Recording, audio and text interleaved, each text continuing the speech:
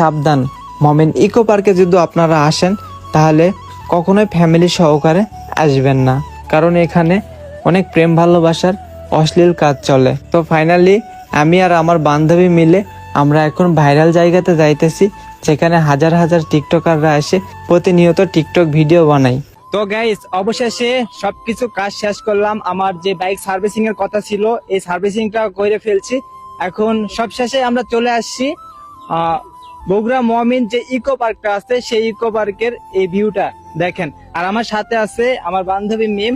তো তুমি একটু যদি দর্শকদের মাঝে যদি বগুড়ার ভাষা কথাটা যদি বলতে তাহলে ভালো হইতো। কি বলবো? এইদিকে বলো, মানে এইদিকে না, কি বলবো? কি বগুড়ার ভাষা। আচ্ছা, আমি তোমারে ভালোবাসি না, এটাই বলো। আমি তোমাকে ভালোবাসি না।